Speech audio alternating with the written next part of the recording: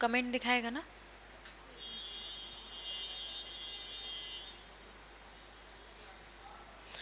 Good afternoon सभी को, online offline सभी को गुड आफ्टरनून।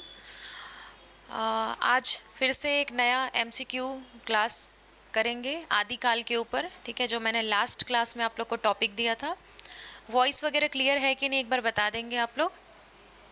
कल हम आदिकाल के परिचय पर चर्चा करेंगे। कल की जो क्लास होगी हमारी उसमें हम क्या करेंगे, आदिकाल पढ़ने से पहले मतलब मेन क्लास में हमको बहुत डिटेल में पढ़ना होता है कि कौन से रचनाकार का जन्म, उनकी रचनाएं, उनका स्थान और उनको क्या क्या उपनाम मिला है, ठीक है। बहुत सारी चीज़ें हमको मेन क्लास में पढ़ना होता है, लेकिन उससे पहले हम एक परिचय कर सकते हैं। वो परिचय हम कल करेंगे। जैसे मैंने आपको एक ओवरऑल हिंदी साहित्य का परिचय कराया था, वैसे ही कल सिर्फ आदिकाल का परिचय करेंगे, ठीक है। 2 क्लास रहेंगी लगभग, कल परसों में वो परिचय कंप्लीट हो जाएगा आदिकाल का। तो परिचय से क्या होगा, जब क्लास में आप उसको पढ़ेंगे तो एक बार आप उसके बारे में कुछ सुन चुके होंगे, ठीक है। कुछ स्टूडेंट पहले से पढ़े हुए हैं, जिनके लिए कोई दिक्कत की बात नहीं है, उनके लिए ये रिपीटेशन रहेगा बढ़िया, ठीक है। तो जल्दी से जुड़ जाएंगे। गुड आफ्टरनून सभी को, राधे राधे। और क्वेश्चन फिर स्टार्ट करते हैं। रेडी है सभी? एक बार ओके करेंगे। यशवंती, तनु,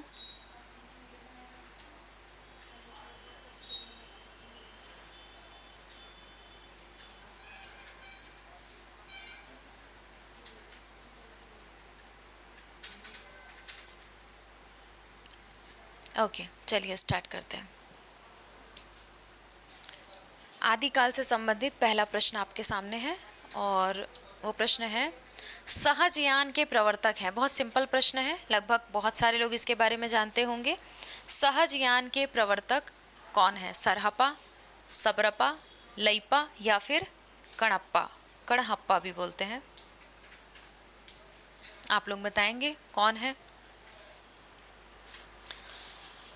आपको मैं बता दूं कि बौद्ध धर्म की जो शाखा है, ठीक है, सहजयान और वज्रयान जो है वो शाखा है, ठीक है। उसमें आपके 84 सिद्ध के बारे में आपको पढ़ना है, उनके नाम पढ़ना है, जिसमें से प्रथम सिद्ध कवि जो हैं वो कहलाते हैं आपके सरहपा, ठीक है। तो यहाँ पर जो ऑप्शन है सहजयान के प्रवर्तक, वो भी क्या जाएगा?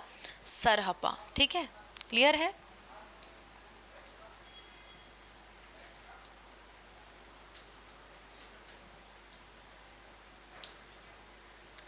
ये जी पहला, ठीक है। सभी टिक करेंगे, बताते जाएंगे, कोई डाउट होगा तो पूछेंगे, कुछ गलत हो जाएगा तो भी कोई दिक्कत नहीं है, सुधार करेंगे, उसमें सीखते जाएंगे, सुधार करेंगे, ठीक है। केवल अभी हम सीखने के प्रोसेस में हैं, जितना सीखेंगे उतना सुधार होगा, ठीक है। सीखना कभी जीवन पर्यंत ख़त्म नहीं होता, आप सभी जानते हैं। मैं भी आप लोगों से बहुत कुछ सीखती हूँ, आप भी मुझसे सीखते हैं, और हम किसी न किसी से कुछ ना कुछ सीखते हैं।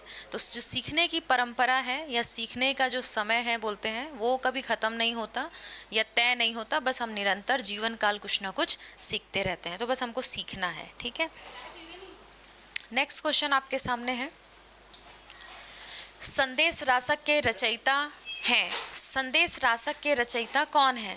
तो पहला ऑप्शन आपके सामने है अमीर खुसरो, अब्दुल रहमान, लक्ष्मीधर और हेमचंद। आपको बताना है संदेश रासक के रचयिता कौन है। मैं हट जाती हूँ, आप लोग बताएंगे एक बार।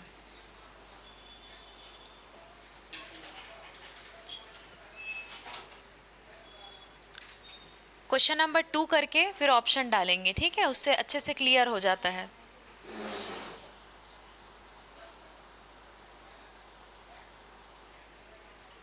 गुड आफ्टरनून अर्चना, गुड आफ्टरनून सभी को। बहुत बढ़िया। चलिए, तो जो आप यहाँ ऑप्शन देख रहे हैं, ऑप्शन क्या है? अब्दुल रहमान, ठीक है। ऑप्शन क्या जाएगा? अब्दुल रहमान। लेकिन इनका अब्दुल ऐसे र लिखा है, वैसा है क्या? नहीं, अब्दुल भी है, अब्दुल रहमान भी है। लेकिन आप लोग पढ़ेंगे डिटेल क्लास में, धीरे धीरे धीरे धीरे कैसे उनका नाम चेंज हुआ है, ठीक है, क्या क्या नाम से उनको पुकारा जाता था, तो ये सारी चीज़ें हम उस समय देखेंगे, ठीक है। और एक चीज़ याद रखेंगे कि जो संदेश रासक है वो आपका क्या है? खंड काव्य है। ये भी प्रश्न आता है, कैसा काव्य है? खंड काव्य है। बिल्कुल ठीक है, अर्चना का आंसर, ठीक है। Good afternoon ridge. चलिए, थर्ड क्वेश्चन आपके सामने है, विद्यापति। विद्यापति की कौन सी रचना अभी तक संपादित होकर प्रकाशित नहीं हुई? विद्यापति बहुत इंपॉर्टेंट है, इनके बारे में आपको बहुत कुछ पढ़ना है और इनके कुछ पंक्तियाँ भी हमको पढ़ना है, ठीक है। Good afternoon Pramodini. जल्दी से जुड़ते जाएंगे आप लोग और सॉल्व करते जाएंगे। ज़्यादा क्वेश्चन नहीं है, लगभग वही 15-16 क्वेश्चन है। इन क्वेश्चंस को करने का जो हमारा मेन मोटिव है वो ये है कि हम जब मेन सब्जेक्ट पढ़ने जाएं उससे पहले हमको कुछ चीज़ें पहले से नॉलेज हो जाएं। जब हम किसी चीज़ के बारे में सुनते हैं तो हमको उसके विषय में और जानने की जो रुचि है वो बढ़ जाती है, ठीक है। चलिए, तो विद्यापति की कौन सी रचना अभी तक संपादित होकर प्रकाशित नहीं हुई? कीर्तिलता, कीर्ति पताका, पदावली या इनमें से कोई नहीं? आप बताएंगे कि वो कौन सा है। नहीं, अभी नहीं चल रहा है थ्योरी। अभी हम एक थ्योरी क्लास हुआ है लेकिन वो परिचय था। मेन थ्योरी क्लास अभी स्टार्ट नहीं हुआ है, वो हम अगस्त से करेंगे, ठीक है। मेन अभी आपका चल रहा है एमसीक्यू और परिचय। जैसे कल की क्लास जो होगी उसमें आप आदिकाल का परिचय पढ़ेंगे। परिचय मतलब होता है कि आप उस विषय के बारे में थोड़ा सा जानेंगे जिसके बारे में हम पढ़ने वाले हैं, ठीक है। चलिए, थर्ड का आंसर आ गया है, बिल्कुल ठीक है। तो विद्यापति की जो रचना है जो अभी तक संपादित होकर प्रकाशित नहीं हुई वो है बी, कीर्ति पताका।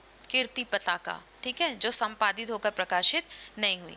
चलिए, नेक्स्ट क्वेश्चन की ओर बढ़ते हैं। अगला जो प्रश्न है वो है आपका, आत्मबोध किसकी रचना है? आत्मबोध किसकी रचना है? आत्मबोध जालंधर नाथ की है, गोरखनाथ की है, मत्स्येंद्र नाथ की है या इनमें से कोई नहीं? आत्मबोध किसकी रचना है? ये सब आप आदिकाल में पढ़ेंगे, ठीक है। नाथ कवि, सिद्ध कवि, ये नाथ हैं।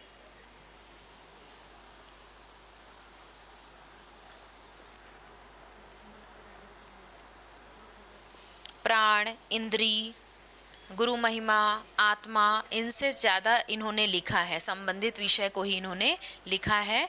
तो अभी आप बताएंगे, एक ऑप्शन लगाएंगे, फिर मैं बताती हूँ, ठीक है। तो आत्मबोध जिनकी रचना है वो है गोरखनाथ। कौन है? गोरखनाथ, ठीक है।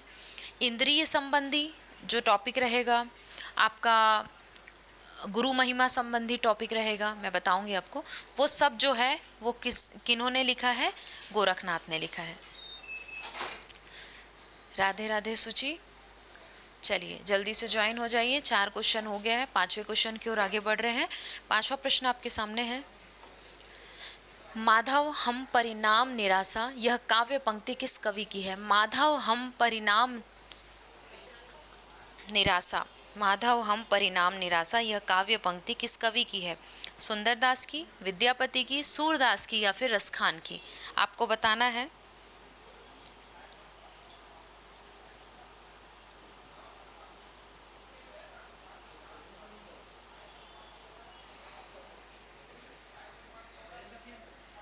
तो सुंदरदास है, विद्यापति हैं, सूरदास हैं, कौन है? बहुत बढ़िया अर्चना, बहुत अच्छा आंसर दिया आपने। माधव हम परिणाम निराशा जो कवि हैं वो हैं विद्यापति। एक और चीज़ याद रखेंगे, विद्यापति को जातीय कवि के नाम से भी जाना जाता है। जातीय कवि संबोधित करते हैं ना, कुछ संबोधन मिलता है, उपनाम मिलता है, सम्मान मिलता है, वही सब तो प्रश्न में आता है हमारे कि किसको क्या कहते हैं, किसका उपनाम क्या है, यही सब तो हमको मेन पढ़ना है अपने साहित्य में। Good morning Hemlata. चलिए, अगले क्वेश्चन की ओर आगे बढ़ते हैं। गुड आफ्टरनून हो गया वैसे, कोई बात नहीं। चलिए, बौद्ध गान और दोहा का संपादन किसने किया?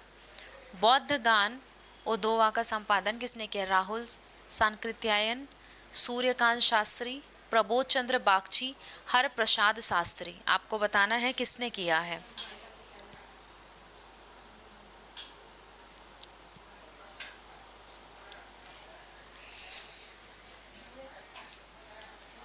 आप लोग जब तक बताते हैं तब तक मैं कुछ चीज़ें यहाँ लिख देती हूँ, ठीक है, ताकि कुछ और नॉलेज भी हमको हो जाए।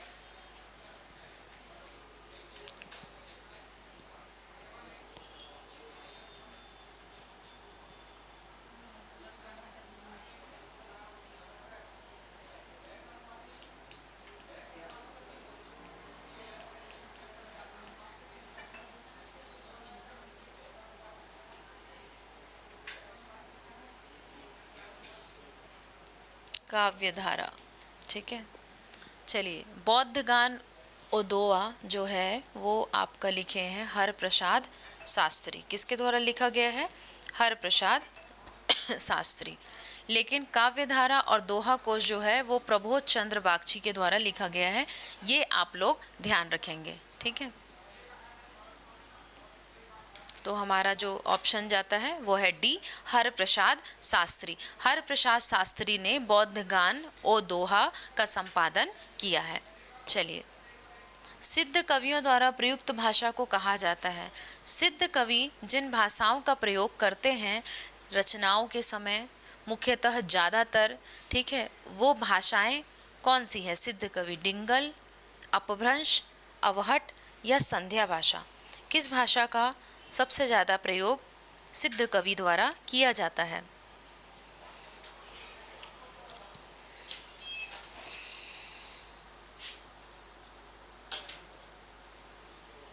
तो सिद्धों द्वारा जो सबसे ज़्यादा प्रयोग की जाती है वो भाषा है, ठीक है, नहीं, डी, संध्या भाषा। कौन सी भाषा? संध्या भाषा। याद रखेंगे, संध्या भी बोलते हैं, संधा भी बोलते हैं, ठीक है। 2-3 नाम है और पढ़ेंगे हम इसके बारे में। उलटबासी भी बोलते हैं। तो ये सब भाषा का प्रयोग किसके द्वारा किया जाता है? सिद्ध कवियों के द्वारा किया जाता है। निम्नलिखित में से प्रश्न 8वां आपके सामने है और कह रहा है कि निम्नलिखित में से किस रासो काव्य का मूल वर्ण विषय वीर रस ना होकर श्रृंगार रस रहा है? आप जानते हैं आदिकाल मुख्यतः किस पर आधारित है? वीर रस पर। आदिकाल में ज़्यादातर हमको क्या सुनने को मिलता है? वीर रस के बारे में, वीरता के बारे में, शौर्य के बारे में, किसी राजा के बारे में, ठीक है, उसकी लड़ाइयों के बारे में, उनकी कहानियों के बारे में। ज़्यादातर राजाओं को युद्धों के लिए जाना जाता है, तो वीर रस वहाँ पर प्रधान रहता था। लेकिन किस रासो काव्य का जो मूल विषय है वो वीर रस ना होकर श्रृंगार हो गया? क्या वो खुमान रासो है, पृथ्वीराज रासो है, बीसल देव रासो है या फिर पलमान रासो है? बताएंगे 8वें प्रश्न का उत्तर। बहुत बढ़िया, किसने बताया है? नारायण। बहुत बढ़िया नारायण।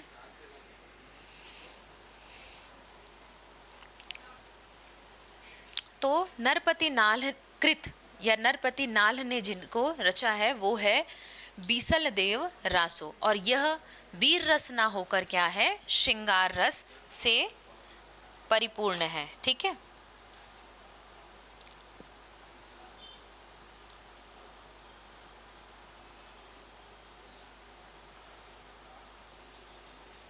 चलिए, इसमें जो राजमती है उसके विवाह, वियोग और पुनर्मिलन की कहानी है, इसलिए ज़्यादातर यहाँ पर क्या है आपका? श्रृंगार रस है, ठीक है। चलिए, 9th जो प्रश्न है, 9वां नंबर का जो प्रश्न है वो आपके सामने ये कह रहा है कि आल्ह खंड का दूसरा नाम क्या है? आल्ह खंड। परमाल रासो, बीसल देव रासो, खुमान रासो, हम्मीर रासो।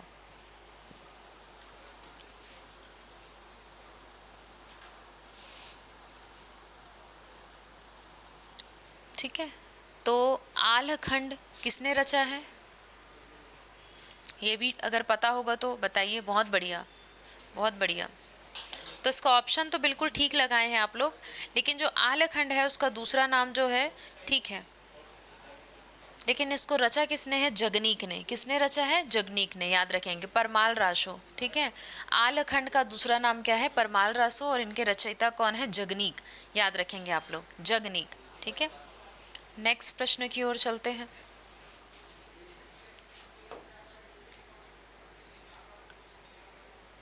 सामान्य विज्ञान हेतु 2500 टॉप प्रश्न जो है, ठीक है, उसके MCQ इस बुक में है। ये ई बुक है, ठीक है। जो भी साइंस विषय की तैयारी कर रहे हैं या किसी पेपर में साइंस सब्जेक्ट अगर है तो आप इसके माध्यम से बड़ी आसानी से तैयारी कर सकते हैं, क्योंकि आप जानते हैं कि व्याख्यात्मक के साथ साथ हमको MCQ की भी आवश्यकता पड़ती है, ठीक है। ये नवीन सर द्वारा मोर गणित बैच का आरंभ हुआ है, ठीक है। यहाँ पे ऑनलाइन ऑफलाइन दोनों सुविधा उपलब्ध है, और गणित एक ऐसा सब्जेक्ट है जो हमको टफ भी लगता है, ठीक है, और लगभग हर पेपर में पूछा जाता है। तो उसके लिए आप यहाँ से तैयारी कर सकते हैं।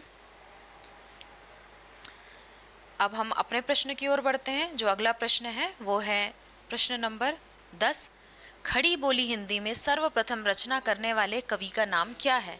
खड़ी बोली हिंदी, ठीक है, खड़ी बोली हिंदी में सर्वप्रथम रचना करने वाले कवि का नाम क्या जायसी है, अमीर खुसरो है, विद्यापति है या भारतेंदु हरिश्चंद्र है?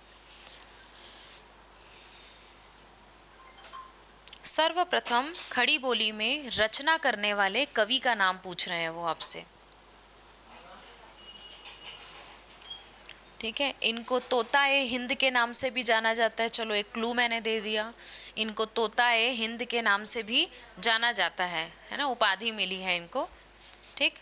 चलिए, तो जिन्होंने किया है उनका नाम है अमीर खुसरो, ठीक है, अमीर खुसरो। बढ़े आगे,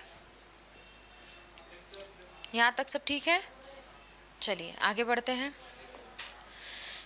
परमाल रासो काव्य कृति के कवि का नाम है। अब ये तो मैंने आपको अभी बता दिया, तो इसमें मैं ज़्यादा टाइम नहीं रुकूंगी क्योंकि थोड़ी देर पहले मैंने खुद ही बता दिया। इसीलिए कहते हैं ना, एक प्रश्न में 4 ऑप्शन होते हैं, मतलब वो 4 ऑप्शन से संबंधित प्रश्न भी आपके सामने बन जाते हैं।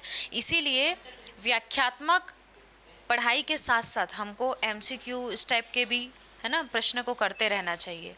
तो यहाँ पर कौन हो जाएंगे? जगनीक, याद रखेंगे। आल्हखंड वाले में पढ़े थे ना हमने परमाल रासो को, दूसरा नाम क्या है? आल्हखंड है। और उनके रचयिता कौन है, या दोनों के रचयिता तो सेम ही रहेंगे, जगनीक है, ठीक है।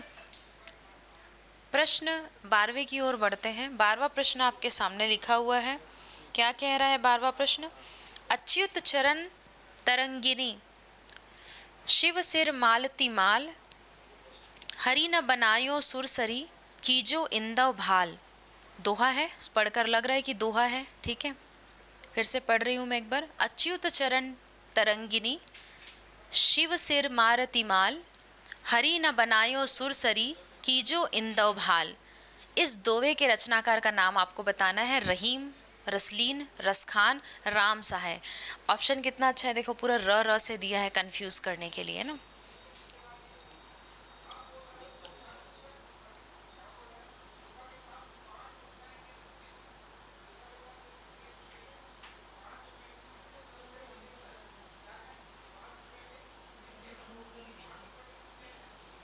चलिए, तो कौन है इसके कवि?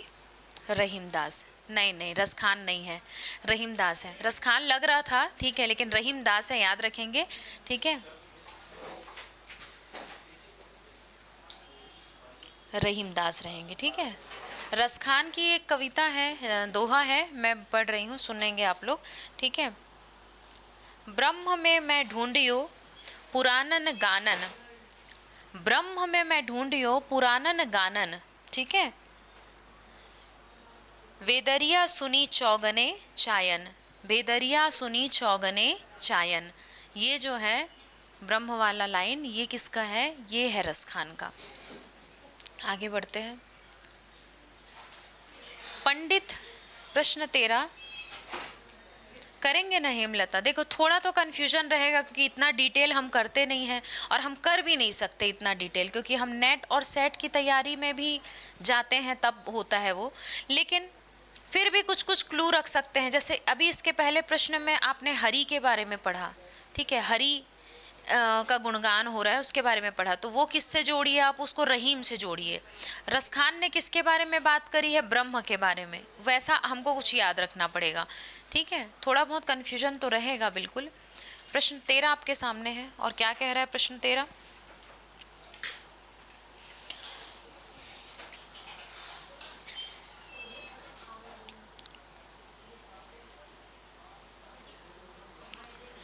देखो एक लाइन है, वृंदावन बिरहत फिरे राधा नंद किशोर। ये जो है राधा नंद किशोर, ये आप कनेक्ट करके रख सकते हो राम सहाय से। ये पंक्तियाँ किनकी है? राम सहाय की है, ठीक है। प्रश्न 13 की ओर चलते हैं। पंडित चंद्रधर शर्मा गुलेरी ने किसको पुरानी हिंदी का प्रथम कवि स्वीकार किया है? ये मैंने आपको पूरे परिचय के दौरान बताया था। जब हम परिचय किए हैं ना अभी 2-4 दिन पहले, उस परिचय में ये आंसर था इसका, बताएंगे। तो पंडित चंद्रधर शर्मा गुलेरी ने पुरानी हिंदी का जिन्हें प्रथम कवि स्वीकार किया है। सबने अलग अलग स्वीकार किया है ना, ठीक है। तो पंडित चंद्रधर शर्मा गुलेरी के अनुसार पुरानी हिंदी का जो प्रथम कवि है, नहीं नहीं नहीं नहीं नहीं नहीं, स्वयंभू नहीं है, राजा मुंज है, याद रखेंगे, राजा मुंज।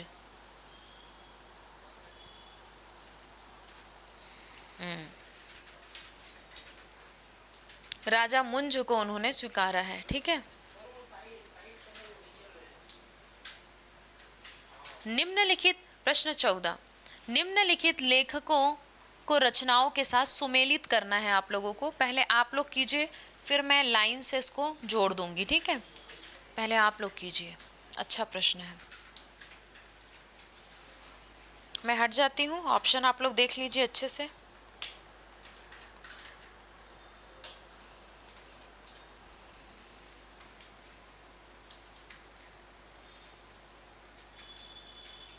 विजय सेन सूरी, विजय सेन सूरी का तो बिल्कुल ठीक है, कोई चेंजेस नहीं होगा, यही है। रेवंत गिरी रास, विजय सेन सूरी का क्या है,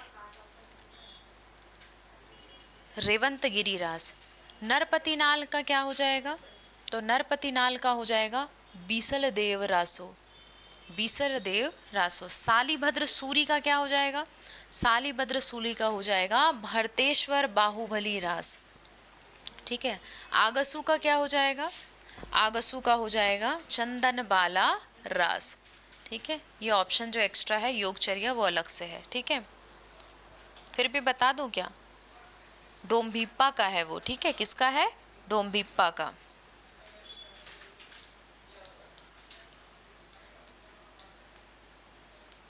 ठीक है, ये इनका है। चलिए, तो ये क्लियर हो गया। विजय सेन सूरी, रेवंत गिरिरास, नरपति नाल का हो जाएगा बीसल देव रासो, सालीभद्र सूरी का हो जाएगा भरतेश्वर बाहुबली रास, आगसू का हो जाएगा चंदन बाला रास, ठीक है। और योगचर्या हो जाएगा, ये तो अलग ही से दिख रहा है, योगचर्या डोम्भिप्पा का हो जाएगा। क्लियर है। चलिए अगले प्रश्न की ओर बढ़ते हैं। तो हाँ, ऑप्शन ठीक लगा है। अब लास्ट प्रश्न है आपके सामने, प्रश्न नंबर 15, हालात ए कन्हैया किसकी रचना है। देखो यहाँ कन्हैया के बारे में बात हो रही है और शब्दों को उर्दू भाषा के साथ पिरोया गया है, ठीक है। हालात ए कन्हैया किसकी रचना है, पूरन भगत, विद्यापति, अमीर खुसरो या फिर इनमें से कोई नहीं। तो हालात ए कन्हैया जो है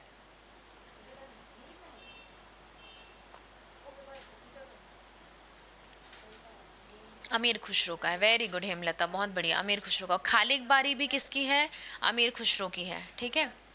तो इस तरीके से हमारा ये आज का MCQ ख़त्म होता है, ठीक है।